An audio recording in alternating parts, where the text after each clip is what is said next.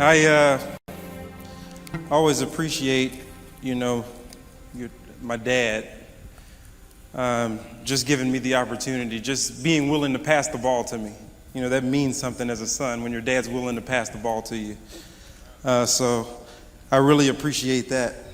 And it's just the way he works real fast. So he's moving real fast all of the time. And Monday, actually it was Tuesday, I'm sitting in the office upstairs. Tuesday's his big meeting day.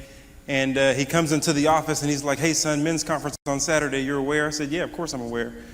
He said, "Well, you've got 20 minutes. And then he closed the door and walked out, and I was like,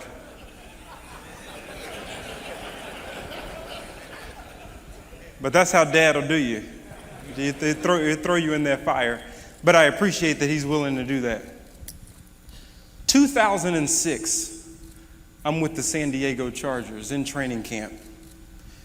And a week goes by in training camp, and after that week, you've already been through 16 practices, and you're tired, weary, beaten, bruised, bandaged up. It's that time of training camp where you can't see the light at the end of the tunnel because you still have another week before you play your first preseason game. So you're hitting the same people, and you know you have another 16 practices before you get to show off on the field.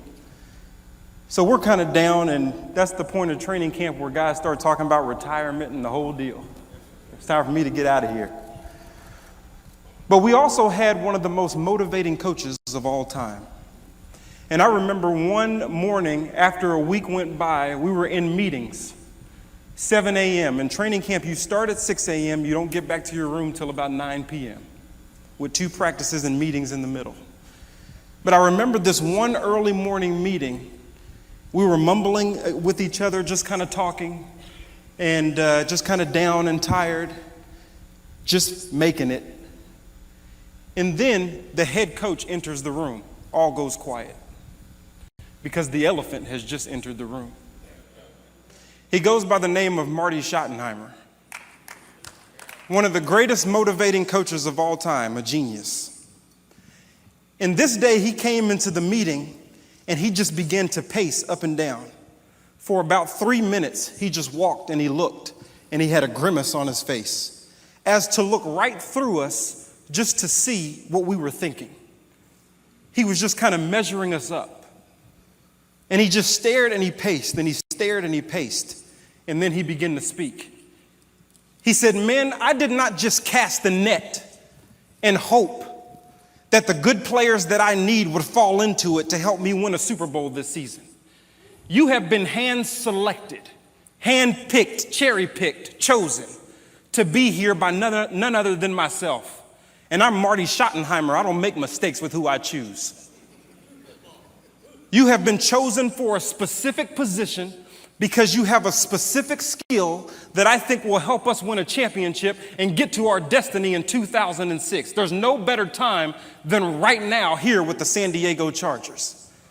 But in order to do that, even though I've constructed everything for success, you have to maintain the integrity of the uniform that you wear. If you don't maintain the integrity of that uniform, it doesn't matter that I'm Marty Schottenheimer and I've given you all these coaches and I've given you this playbook for success. All is null and void if you don't go out on the field and maintain your uniform's integrity. That's what you have to do. The time is right now for greatness. And there's no other time than right now because I've constructed it for your success. Now, what you need to do is stand up, go to the locker room and put on your helmet, strap on your pads, and meet me on the 50-yard line because the time is right now. I'm feeling that right now. Don't nobody walk on this stage right now. You might get hit.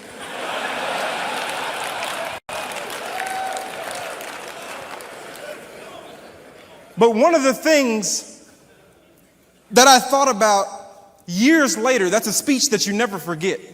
But one of the things that I thought about years later is, hasn't God said the same thing to me? He said, "I foreknew you and predestined you to be conformed to the image of my son so that he may be the firstborn of many brethren."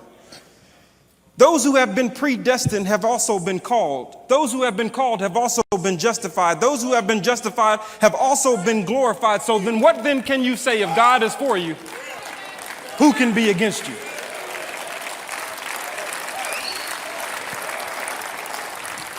And I realized at that moment that I have been called, and you have been called, and your sons have been called to be great. And God called us for a specific position because he gave each and every one of us a specific skill for success. And he's God. He doesn't make mistakes on who he chooses. He did not just cast the net. He chose specifically. But we have to maintain the integrity of the uniform that he gave us. If we don't maintain the integrity of that uniform, it doesn't matter that he's constructed greatness, we won't see it. It says in Genesis 17, chapter 17, verse 1, God was talking to Abraham at the age of 99 years old. And he told Abraham, I want to see you walk blameless before me, and then I will establish my covenant. My covenant is there. I will establish it, but I want to watch you first. A lot of us are waiting on God, and God is saying, wait a minute, I'm waiting on you. I want to see you maintain the uniform's integrity first, and then we can talk about moving forward to greatness. How many of us have the uniform of salvation, but we never get on the field of sanctification? Moving forward and becoming all that God has called us to become and all that he has created us to be. Greatness ensues, and the time is now. That sounds good. The speech was good. I'll never forget what Marty said, and the Holy Spirit turned it into something that's spoken to my life. But for me, greatness and destiny and all of those different things, sometimes I'm scared of it and I fear it. Me personally, if I can be real for a second. This very stage scares me because it's his stage, and I'm his son. And it's an intimidating thing to stand on this stage. Being my dad's son, from the outside looking in, Tony Evans and the family, the great kingdom life and all of that kind of stuff, but sometimes that stuff is scary. Sometimes I have a fear that rolls on the inside that I know is the enemy, but I still feel it because I'm human. And that fear is in, some people have started to walk to me and tell me, hey, I feel it in my spirit. I'm telling you, you're going to be the next pastor of this church. And I say, what church? You have lost your mind. Keep that to yourself. It's Tony Evans' church. To me, that comparison is like Michael Jordan's son is about to try out for the Bulls. That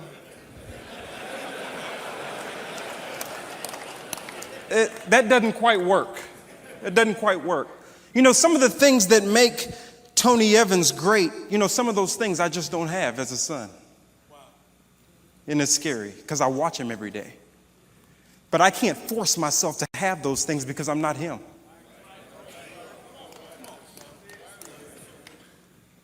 One of those things is he's an intellectual. He's up here. Go check his library out. You'll fall out.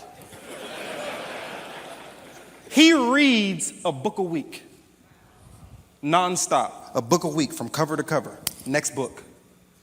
He's read most of the books that are in his library. I read 2 pages and my eyes are watering.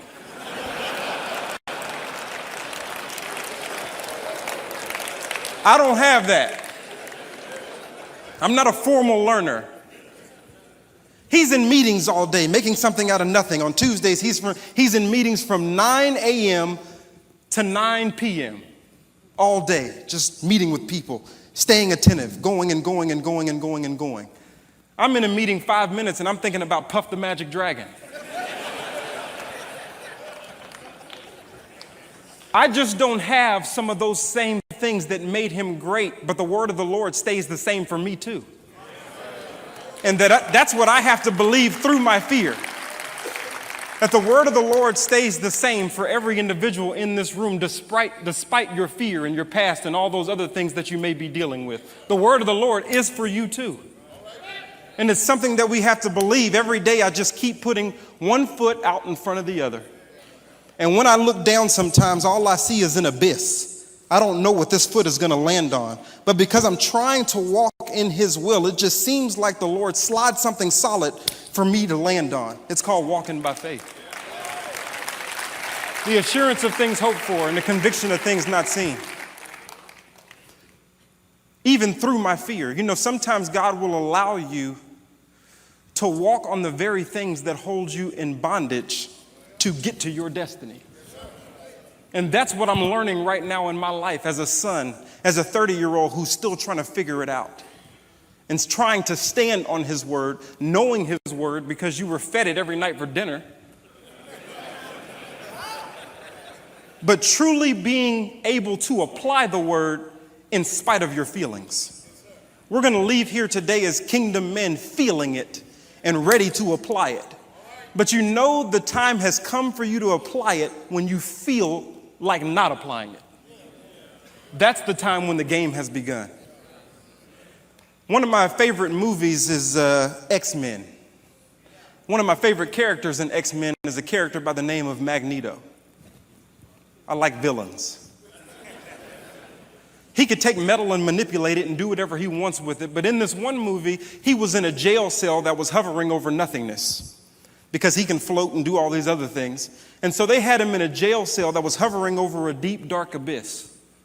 And then 100 yards from the jail cell was the mainland.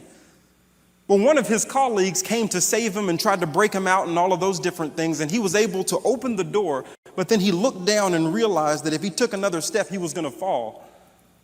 But he saw his destination, which was the mainland.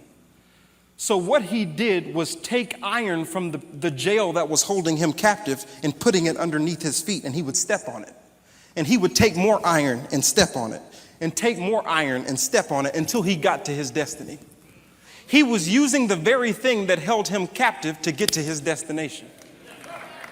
And sometimes with our fear, sometimes with our past, sometimes without having a father, sometimes without having a blueprint, if we just believe the word and start applying that, God can put those very things that are holding us in our jail cell underneath our feet so that we can walk towards our destination. And these are just personal things. These are just things that I'm learning as I read the Bible and the Holy Spirit draws stuff off the page for me as I just walk this walk in my personal life. In Genesis 18:19, the Lord is talking to Abraham and he said, "You have been chosen to lead your family after me so that I can fulfill my promise." Well, what was the promise to Abraham? I'm going to make a great nation. Well, that comes through a family. So he's telling Abraham to lead your family after me so that I can do what I said I was going to do. But you have to start by leading your family. One of the things that's great that God has blessed me with is a father that leads his family. We sit around the table every single night. Every single night we sat around that table and he would just feed us a plate of wisdom. And even though we were missing the Cosby Show because of that plate of wisdom, I realize now that I'm older how much that means to have a dad that sits with his sons and daughters and he gives him what he learned from his dad. You see, I don't see Two Daddy a lot. We call him Two Daddy, my dad's dad. I don't see Two Daddy a lot. But my mind is just like his because Two Daddy created a disciple and my dad created a disciple. And now I hold that baton tight so that I can hand it to my son.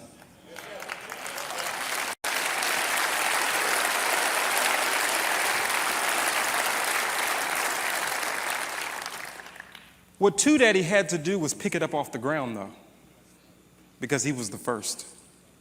His father was around, but he wasn't saved. He got saved at the end of his life. So my dad grew up in a non-Christian home.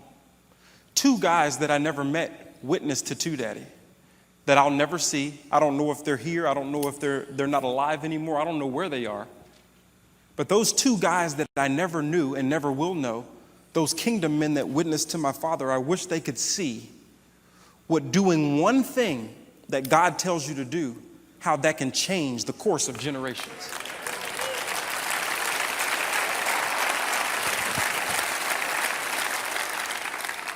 And now Two Dad is getting older, 83 years old.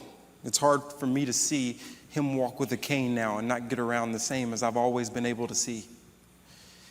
And now, you know, what hurts me, they talked to me just yesterday in a meeting, and they said, as I watched that and then watched my father, they said, "Jonathan, what is the most exciting thing for you right now as it relates to working with your father in ministry?" I said, "I feel sorry for my siblings because I get to spend more time with them than they do. I love being by his side and eating off his plate. I love it, and I'm glad that I had the opportunity to do it. And then they said, what is the worst thing about working with your father in ministry? I said, I really don't like it when he says, son, this is my last third of ministry. I'm 62 years old now. And at some point, it has to come to a close.